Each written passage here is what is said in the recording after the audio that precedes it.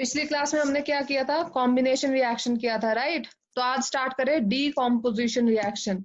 Okay, पहले जो combination reaction किया था उसमें जो दो चीजें मिलके क्या बन रही थी, एक बन रही थी, है ना। अगर ए और बी दो चीजें तो ये मिलके रिएक्ट करके क्या बन रही थी, ए बी बन रही थी, मतलब दोनों कंबाइन हो रही थी।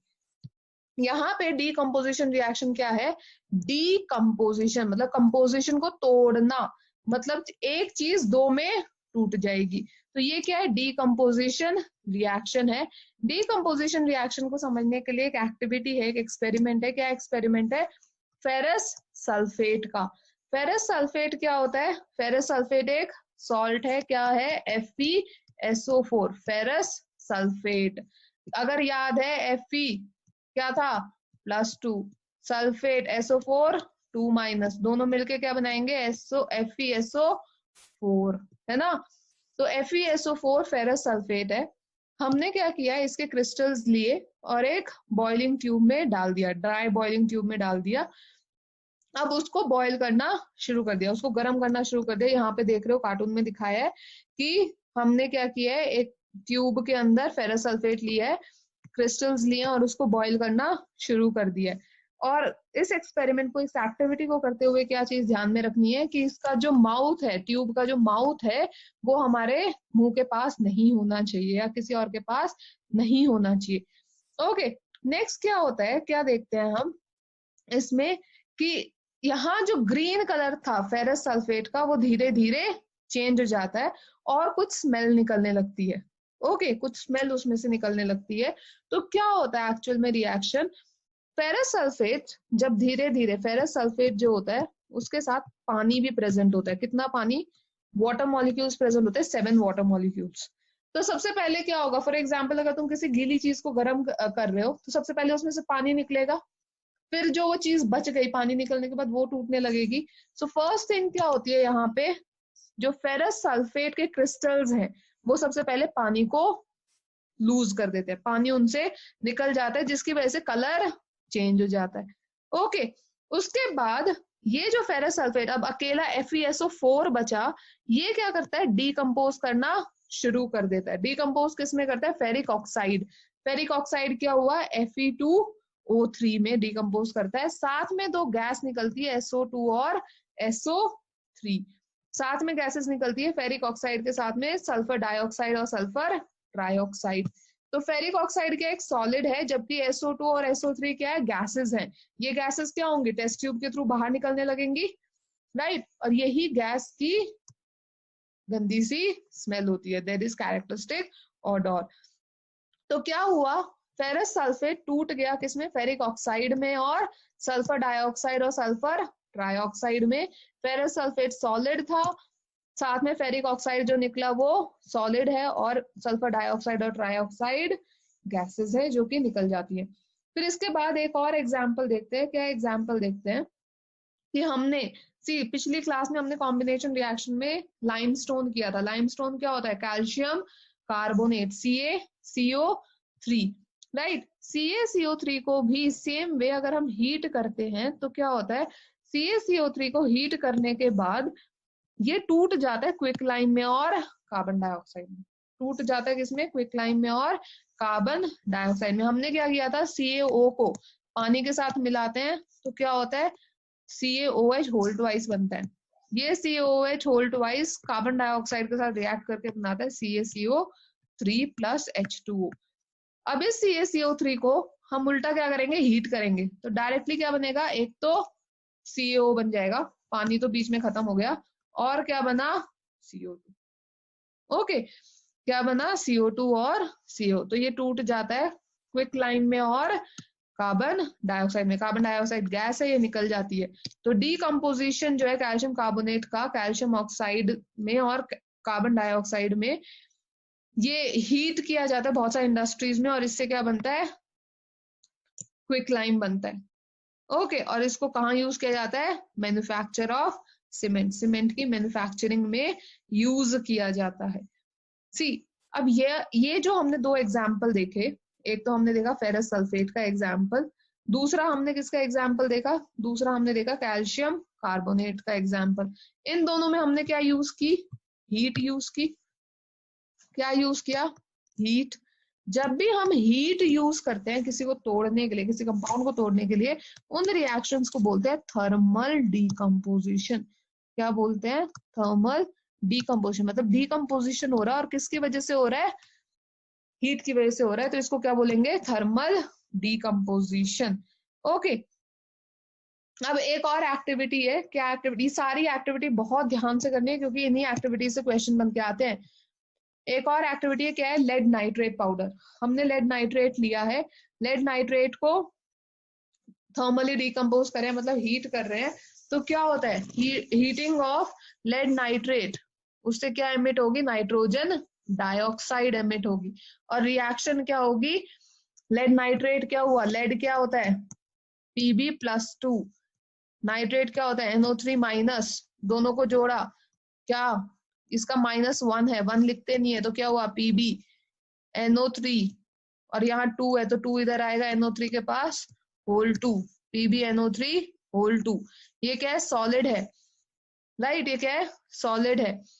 सॉलिड को तोड़ने के बाद क्या बना? लेड ऑक्साइड बना, साथ में गैस निकली नाइट्रोजन डाइऑक्साइड और ऑक्सीजन। क्या निकली? नाइट्रोजन डाइऑक्साइड और ऑक्सीजन। तो PbNO3 होल ट्वाइस को तोड़ने से लेड ऑक्साइड निकला और नाइट्रोजन डाइऑक्साइड प्लस ऑक्सीजन निकला। तो ये भी किसका एग्जाम्पल हुआ? Thermal decomposition. हीट से टूट रहा है तो क्या हुआ? Thermal decomposition. तो ये एग्जाम्पल्स है हमारे थर्मल डिकम्पोजिशन के। So the when the reaction is carried out by heating it is called as thermal decomposition. ये तुम्हें यहाँ पे डेफिनेशन मिल गई। ओके, नेक्स्ट इज एक और एक्टिविटी है। एक्टिविटी क्या है?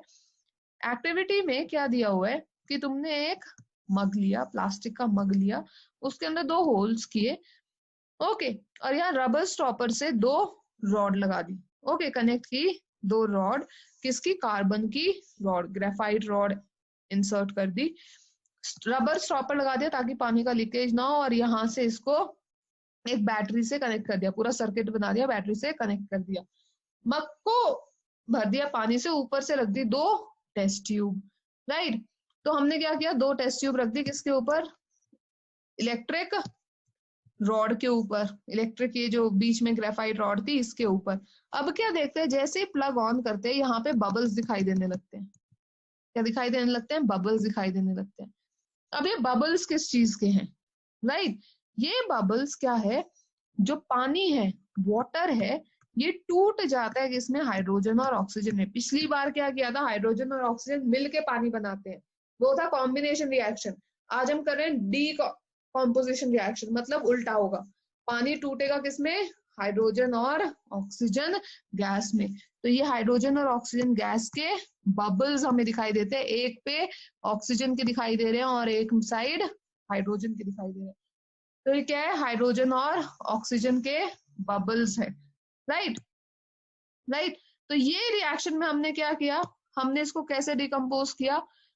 डिकम्पोजिशन हुआ, लेकिन किसकी हेल्प से डिकम्पोजिशन हुआ? डिकम्पोजिशन हुआ हमारा इलेक्ट्रिक करंट की वजह से, राइट? तो इसको क्या बोलते हैं? Electrolytic decomposition. इलेक्ट्रोलाइटिक, लाइटिक मतलब टूटना, लाइसिस लाइटिक मतलब टूटना। किसकी वजह से टूट रहा है? इलेक्ट्रिसिटी की वजह से टूट रहा है, तो इसको क्या बोलेंगे? Electrolytic decomposition. क्या बोलेंगे? Electrolytic decomposition. Okay, next is एक और रिएक्शन है। क्या किया है हमने एक और एक्टिविटी में? एक्टिविटी 1.8 में सिल्वर क्लोराइड लिया। क्या लिया? Silver chloride. सिल्वर क्लोराइड क्या हुआ? AgCl। Ag is silver, chloride क्या हुआ? Cl minus. तो Ag क्या था? +1, Cl क्या था? -1, दोनों मिलके क्या बने? AgCl। AgCl को हमने क्या किया? धूप में रख दिया। धूप में रखने से क्या हुआ? ये AgCl जो व्हाइट कलर का था अब ये हो गया ग्रे कलर का। पहले था व्हाइट कलर का AgCl, अब कैसे कलर का हो गया? ग्रे कलर का हो गया। ओके, तो ऐसा क्यों हुआ? ये जो AgCl है सनलाइट की प्रेजेंस में ये टूट गया। किसमें टूट गया? जिससे बना था सिल्वर और क्लोरीन में। तो सिल्वर और क्लोरीन में टूट गया। ये सिल्वर ग्रे कलर का था, क्लोरीन गैस थी, तो ये निकल गई। ओके, अब ये रिएक्शन क्यों हुआ? क्योंकि हमने इसे धूप में रखा। बहुत चीजों को हम धूप में नहीं रखते हैं, राइट? क्यों नहीं रखते हैं? क्योंकि वहां पे क्या हो जाता है? चीजें खराब हो जाती है, हम बोलते हैं। यहाँ पे हमने सिल्वर क्लोराइड को धूप में रखा तो वो टूट गया। किसमें टूटा? सिल्वर और क्लोराइड में। किसकी वजह से टूटा? सनलाइट। सनलाइट के लिए वर्ड होता है फोटो। क्या हो रहा है? डीकम्पोजिशन हो रहा है, तो इसको क्या बोलेंगे? Photo decomposition. तो ये रिएक्शन क्या हुआ? फोटो डीकम्पोजिशन रिएक्शन हुआ। इसी तरीके से अगर हम सिल्वर ब्रोमाइड को यूज करते हैं तो भी क्या होता है? ये टूट जाता है ब्रोमीन गैस में और सिल्वर में। तो ये जो रिएक्शन है, जो दोनों रिएक्शन है ऊपर, ये यूज किए जाते हैं ब्लैक एंड व्हाइट फोटोग्राफी में, राइट। तो अब हमने क्या देखा कि हम क्या कर सकते हैं? डिकम्पोजिशन कर सकते हैं हीट से भी, लाइट से भी, इलेक्ट्रिसिटी से भी, राइट। हीट से जब करते हैं तब बोलते हैं थर्मल डिकम्पोजिशन, जब लाइट से करते हैं तो फोटो डिकम्पोजिशन, और जब इलेक्ट्रिसिटी से करते हैं तो इलेक्ट्रोलाइसिस बोल देते हैं, राइट। तो इसका मतलब डिकम्पोजिशन की टाइप्स अगर तुमसे कोई पूछे तो क्या टाइप्स हुई? एक थर्मल डिकम्पोजिशन टाइप हुई, एक फोटो डिकम्पोजिशन हुआ, और एक इलेक्ट्रोलाइसिस हुआ।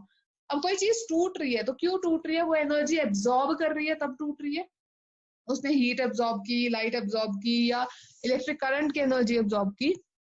तो इन रिएक्शंस को हम बोलते हैं एंडोथर्मिक रिएक्शन भी। जहां एनर्जी एब्जॉर्ब होती है उनको क्या बोलते हैं? Endothermic reaction. Okay, done. तो ये पूरा का पूरा क्या है? Decomposition reaction. डिकम्पोजिशन रिएक्शन में क्या होता है? चीजें टूट जाती है, कोई कंपाउंड दो में टूट जाता है। फॉर एग्जाम्पल FeSO4 टूट गया, कैल्शियम कार्बोनेट टूट गया, हमने नीचे देखा पानी का भी ब्रेक डाउन हो गया। तो ये सारे क्या है? Decomposition reaction. 3 तरीके के होते हैं, थर्मल डिकम्पोजिशन, इलेक्ट्रोलाइसिस और हमारा फोटो डिकम्पोजिशन। ओके, तो ये सारा क्या आज की क्लास डिकम्पोजिशन रिएक्शन पे थी।